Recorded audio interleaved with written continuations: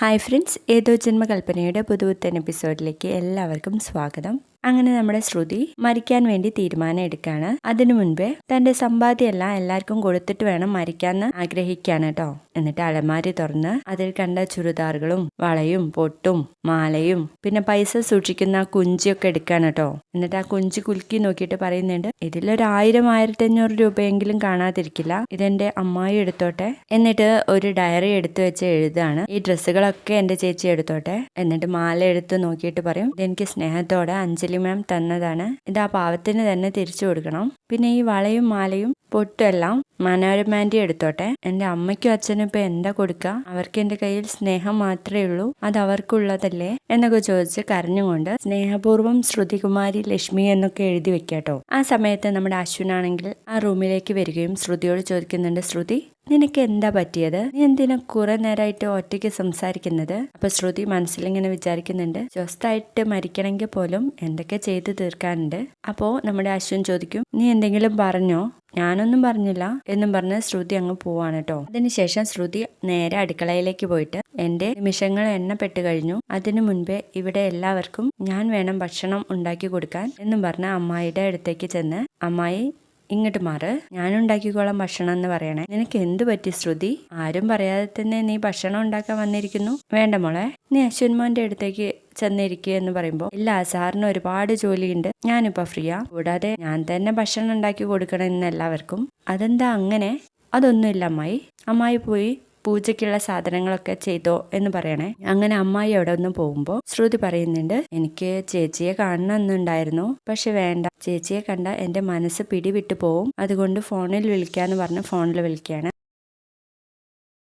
അങ്ങനെ നമ്മുടെ പ്രീതിയെ വിളിക്കുമ്പോൾ പ്രീതി ഫോൺ എടുത്തിട്ട് അപ്പം തന്നെ പറയും, ശ്രുതി ഞാനിപ്പോൾ നിന്നെ ഓർത്തതേ ഉള്ളൂ, അതാ മനപ്പൊരുത്തം എന്ന് പറയണേ. അപ്പോ നിനക്ക് നല്ല കാര്യങ്ങളൊക്കെ ചെയ്യാൻ അറിയാലേ, ഞാൻ നല്ല കാര്യം ചെയ്യാൻ വേണ്ടിയിട്ട് ശ്രമിക്കുക ചേച്ചി. ഞാനിപ്പോൾ വിളിച്ചത് പ്രധാനപ്പെട്ട ഒരു കാര്യം പറയാനാ, ചേച്ചി പെന്നും പേപ്പറും എടുക്ക്. അതെന്തിനാ ശ്രുതി? ചേച്ചി ഞാൻ പറയുന്നത് കേൾക്ക് എന്നും പറഞ്ഞ് പ്രീതി പെന്നും പേപ്പറും എടുത്തിട്ട് എഴുതാൻ വേണ്ടിയിട്ട് ആരംഭിക്കാട്ടോ.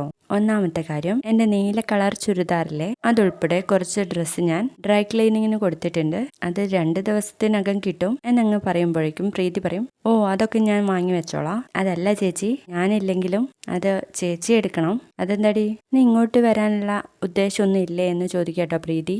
പിന്നെ മറ്റൊരു പ്രധാനപ്പെട്ട കാര്യം, ചേച്ചിക്ക് ആദ്യം ഉണ്ടാവുന്ന കുഞ്ഞ് ആൺകുഞ്ഞാണെങ്കിൽ കണ്ണൻ എന്നും പെൺകുഞ്ഞാണെങ്കിൽ ഗോപിക എന്നും പേരിടണം.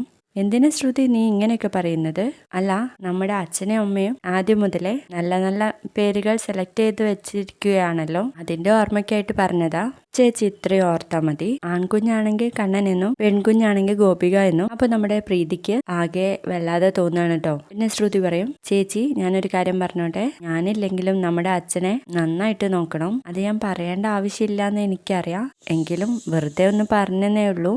പിന്നെ ചേച്ചിയും ആകാശേട്ടനും നല്ല ഹാപ്പി ആയിട്ട് ജീവിക്കണം, ചേച്ചിയെ എനിക്ക് എത്രമാത്രം ഇഷ്ടമാണെന്ന് അറിയാലോ എന്നൊക്കെ ഇങ്ങനെ പറയുമ്പോൾ പ്രീതി ചോദിക്കും, ശ്രുതി നിനക്ക് അവിടെ എന്തെങ്കിലും പ്രശ്നമുണ്ടോ? എന്തുണ്ടെങ്കിലും എന്നോട് പറ എന്നങ്ങനെ പറയുമ്പോൾ ശ്രുതി പറയും, ഏയ് എനിക്കൊരു പ്രശ്നമില്ല ചേച്ചി, ശ്രുതി നിന്റെ ഉള്ളിലുള്ളത് എന്താണെങ്കിലും എന്നോട് തുറന്നു പറ മോളെ എന്നൊക്കെ പറയുമ്പോഴേക്കും, എനിക്കൊരു കുഴപ്പമില്ല ചേച്ചി എന്ന് പറഞ്ഞ് ഫോൺ കട്ട് ചെയ്യാണ് കേട്ടോ. എന്നിട്ട് ശ്രുതി അവിടെ നിന്ന് ഇങ്ങനെ കരഞ്ഞുകൊണ്ടിരിക്കുകയാണേ. പിന്നീട് നമ്മുടെ ശ്രുതിയാണെങ്കിൽ, ഈ ഭൂമിയിൽ നിന്ന് ജീവിച്ച് കൊതി തീർന്നിട്ടല്ല, ഈ ജീവിതം അവസാനിപ്പിക്കാനും എനിക്ക് താല്പര്യമില്ല, പക്ഷെ കരാറാടിസ്ഥാനത്തിലാണെങ്കിലും എന്റെ കഴുത്തിൽ താലി കെട്ടിയ ആളുടെ കൈകൊണ്ട് തന്നെ മരിക്കാൻ ഭയമുള്ളതുകൊണ്ടാ ഞാൻ ഈ ജീവിതം അവസാനിപ്പിക്കുന്നത്. ഇനി എങ്ങനെയാ മരിക്കേണ്ടത് എന്ന് മാത്രമേ തീരുമാനിക്കാനുള്ളൂ. വിഷം കുടിച്ച് മരിക്കാന്ന് പറയുമ്പോൾ ഒരുപാട് ബുദ്ധിമുട്ടുമെന്ന് ഞാൻ കേട്ടിട്ടുണ്ട്. തൂങ്ങി മരിക്കുകയാണെങ്കിൽ കഴുത്തൊക്കെ മുറുകി എന്തൊരു വേദനയായിരിക്കും. തീ കൊളുത്തി മരിക്കാന്ന് വെച്ചാൽ വെന്ത്, പിന്നെ ഇപ്പൊ എങ്ങനെയാ മരിക്കുക? എന്തെങ്കിലും ഒരു വഴി ദൈവം കാണിച്ചു തരാതിരിക്കില്ല എന്ന് പറഞ്ഞിട്ട് അമ്മയുടെയും അമ്മായിയുടെയും അടുത്ത് ചെന്ന് ഭയങ്കരമായിട്ട് കരയാണ് കേട്ടോ. അമ്മായി ചോദിക്കും, എന്താ പെണ്ണെ നിനക്ക് പറ്റിയത്? അമ്മയും അമ്മായിയും ഒരുപാട് കാലം നല്ല സന്തോഷത്തോടെ ജീവിച്ചിരിക്കണം എന്നങ്ങ് പറയുമ്പോൾ അമ്മായി ചോദിക്കും, ഇത് പറയാനാണോ നീ ഇത്രയും കരഞ്ഞു വന്നത്? അച്ഛയെ നല്ലതുപോലെ നോക്കണം അമ്മേ, അച്ഛൻ പഴയതുപോലെ ആരോഗ്യമുള്ള ആളായിട്ട് ഇവിടെയൊക്കെ നടക്കുന്നത് എനിക്ക് കാണണം എന്നൊക്കെ പറയുമ്പോൾ പ്രമീള പറയുന്നുണ്ട്, അതിനു വേണ്ടിയല്ലേ ശ്രുതി നമ്മൾ അച്ഛയെ സിദ്ധാശ്രമത്തിൽ കൊണ്ടുപോയി വിട്ടത്, ഇപ്പൊ അതൊന്നല്ല ഞങ്ങൾക്ക് ടെൻഷൻ, നിന്റെ ഈ പരസ്പര ബന്ധമില്ലാത്ത സംസാരാണ്.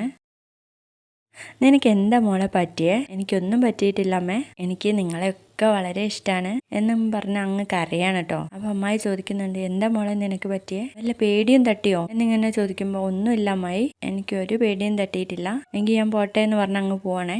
എന്താ പോട്ടേന്നോ എന്നും പറഞ്ഞ് പ്രമീളയും രാധയും പരസ്പരം അന്തം വിട്ട് നിൽക്കാണ് കേട്ടോ. എന്നിട്ട് നേരെ നമ്മൾ ശ്രുതി പോകുന്നത് അശ്വിന്റെ അടുത്തേക്കായിരിക്കും. നിങ്ങളെ മുടങ്ങാതെ ഡയബറ്റീസിന്റെ മരുന്നൊക്കെ കഴിക്കണം. വാട്ട് ദ ഹെൽ എന്ന് ചോദിക്കാട്ടോ. ഹാവൂ, ഇതൊന്നും കേൾക്കണം എന്നുണ്ടായിരുന്നു ഞാൻ പോകുന്നതിന് മുൻപേ. ഏതായാലും അത് കേട്ടല്ലോ എന്നങ്ങ് പറയുന്ന നേരത്ത് അശ്വിൻ, ശ്രുതി വാട്ട്സ് റോങ് വിത്ത് യു? ഇത് പറഞ്ഞപ്പോഴാ എനിക്കൊരു ഓർമ്മ, ഇങ്ങനെ എല്ലാരോടും ദേഷ്യപ്പെടരുത് കേട്ടോ, പ്രത്യേകിച്ച് ലാവണ്യ മേഡത്തോട്. അതൊരു പാവ സ്ത്രീയാണ്, നിങ്ങളെ അവർക്ക് വളരെ പേടിയാണ്. അപ്പൊ നമ്മുടെ അശ്വിൻ, ശ്രുതി നിനക്ക് എന്താ പറ്റിയത്?